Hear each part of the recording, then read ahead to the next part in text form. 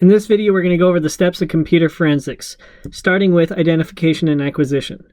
So, in order to understand if something happened so that we need to perform computer forensics, we're going to detect if there is an event or a crime that has taken place. This could be specific servers on our network that are going to detect for certain things that have happened and let us know if they've happened, such as certain signatures, like malware signatures that are coming across the network, specific profiles of individuals that are trying to log into the network, or even as someone is entering the country. We know of a few individuals that were on the FBI's watch list and they decided to come over to the US for a conference, and they were arrested on the spot because they met a certain profile. We are going to check for certain anomalies just to make sure that things are within range. Anything outside of range might be cause for investigating a little bit further. Complaints from within the company or outside the company could be reason to dive into computer forensics.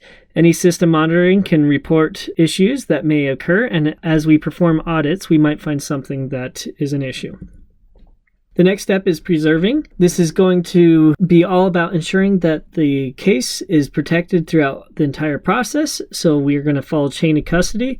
This is going to mean that we're going to document everything as we go through.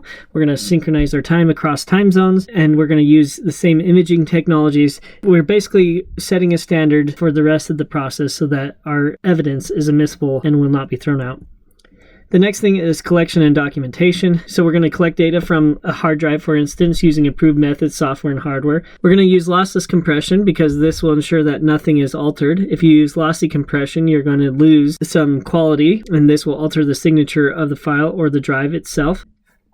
Then we're going to follow best procedures for extraction and examination. So being able to trace things back to where they happened, we'll follow certain validation techniques. We'll look for certain patterns that meet what we're looking for. So if we know certain terms or certain people that are involved, we could use those to search and find more of what we're looking for.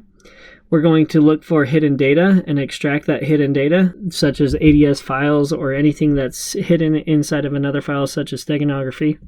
And then we'll perform analysis and interpretation. So this is going to be statistical, data mining, and then even generating timelines to show what happened. Collection and documentation, extraction and examination, and analysis and interpretation are often grouped together as what we call the analysis step.